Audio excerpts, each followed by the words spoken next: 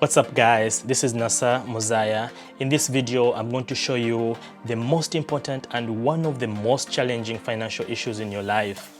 I'm going to show you how you can improve your credit score in less than 30 days. So I'm going to show you all the tips that you can use in order to increase your credit score within a very short time and maintain it so you can get approved for that loan, mortgage or rental. So with all that said, let's get into it.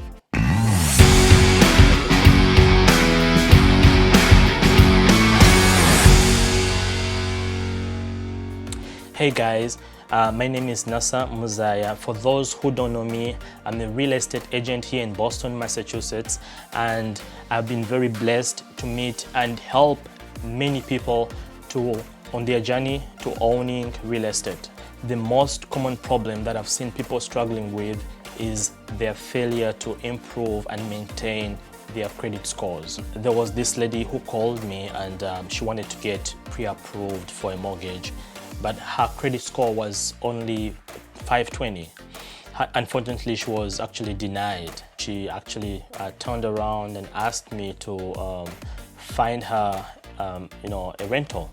This is a very common misconception that people think when they're denied pre-approval for a mortgage, they can just easily turn around and go get a rental. This is very ironic because actually most landlords would prefer to rent to tenants who have even higher credit scores than would be required to get pre-approved for a mortgage. So let's first understand what a credit score really is and which factors affect it. A credit score is a number between 300 and 850, and this number actually represents or reflects a person's ability to handle debt effectively.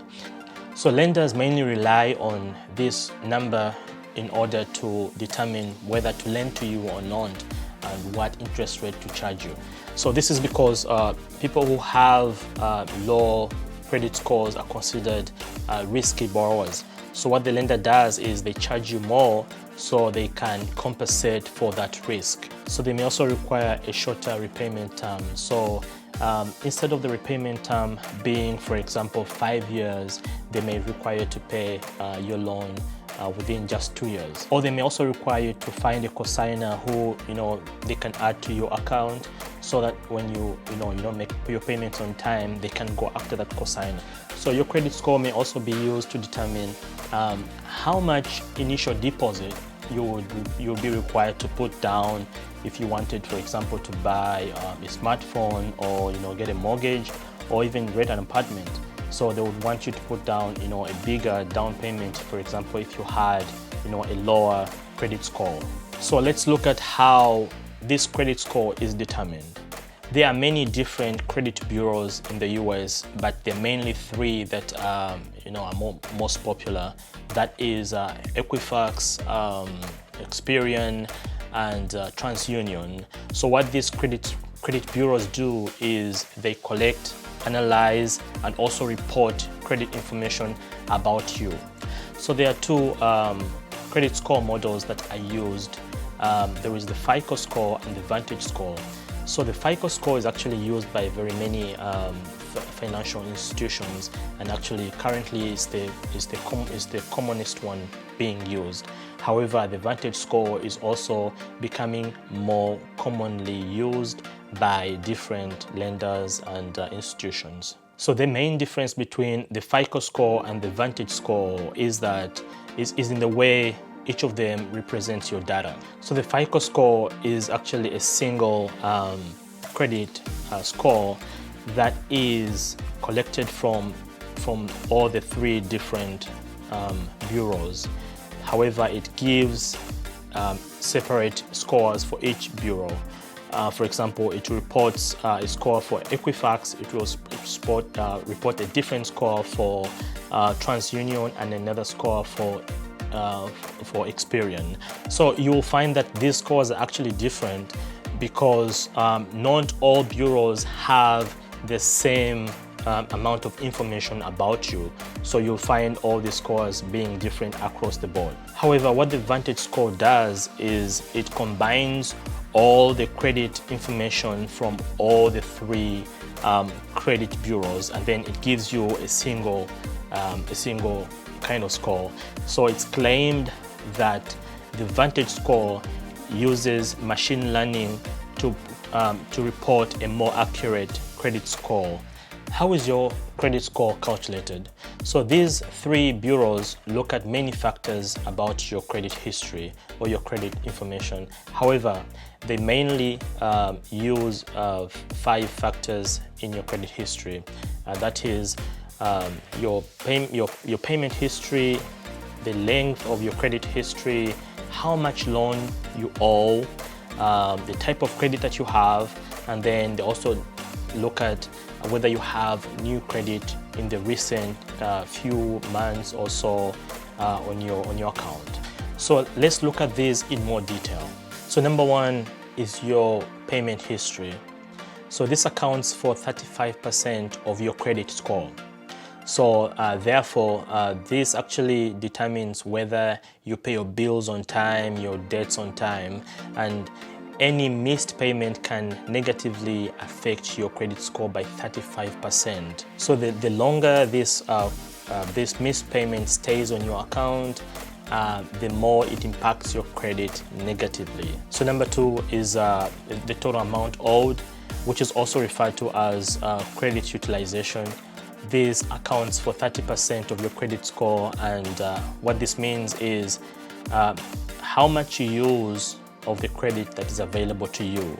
So for example, the more you use up your credit cards and the longer this is affected on your credit report, the lower your credit score gets. So number three is the length of your credit history.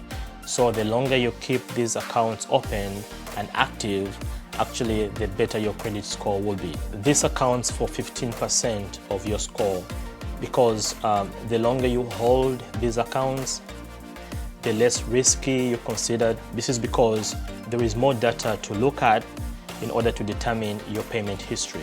So number four is types of credit on your account. So this accounts for 10% of your credit score. So what this means is that if you have a mix of installment credit, for example, you have a car loan, you have a mortgage, and you also have a credit card, and the better you manage these types of debt, the less the lender's risk while lending you. So for example, if you had different kinds of credit cards, and then on top of that you added a mortgage, and then you manage this effectively and efficiently, this will help boost your credit and improve on your credit score. And lastly, number five is new credit.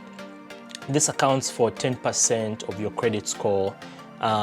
So opening several credit accounts in a very short time negatively impacts your credit score. This shows that you're a risky borrower, and the lender will be skeptical in lending you if you just open up new accounts in a very short time, especially if you do not have a long credit history.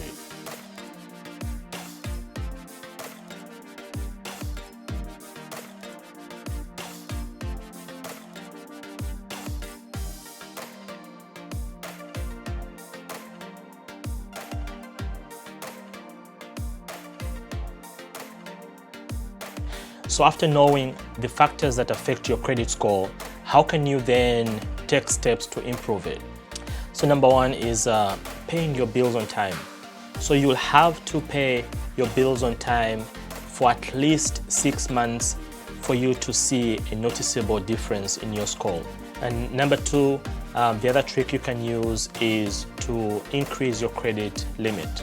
So if you have a credit account open, you can call your lender and ask them if you can increase your credit limit. So if your account is in good standing with the lender, they should grant you this request. However, if you're granted this request, make sure you do not use that amount of money, because you're going to use it to improve your credit utilization rate. And the third tip is, this is very important, do not close your credit card accounts. If you think you're not going to use a certain credit card, just put it away instead of closing the account, you can just stop using it and do not close the account. The reason is that if you already have debt and you closed one of the credit cards, this would actually increase your credit utilization rate. For example, if you had two credit cards, one had $1,000 and the other was $4,000, and you had debt of $1,000, let's say, this would put you at a credit utilization rate of 20%. Now, if you decided to close one of them, let's say $1,000 credit card, this would actually increase your credit utilization rate to 40%. So you see how closing a credit card account can actually impact your credit score.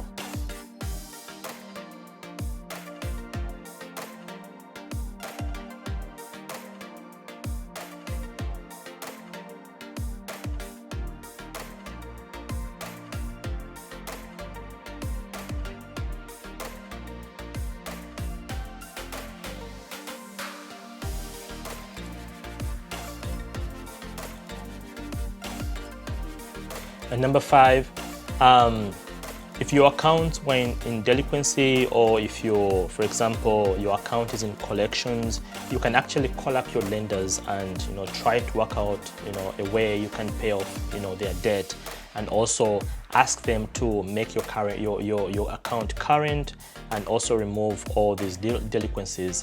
So the lenders are actually not required to do this. They'll only do this as a courtesy, to you. If you work out a deal with them, they can actually help you,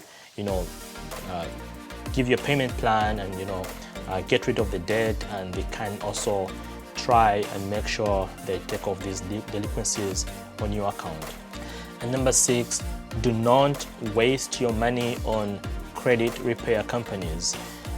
You can actually use these simple steps to improve your credit within a very short time. All you need is time, just an hour or so. Sit down, study your credit report, and look at the areas you need to improve, and then work on them immediately. So that's all from me. Until next time, I'm out.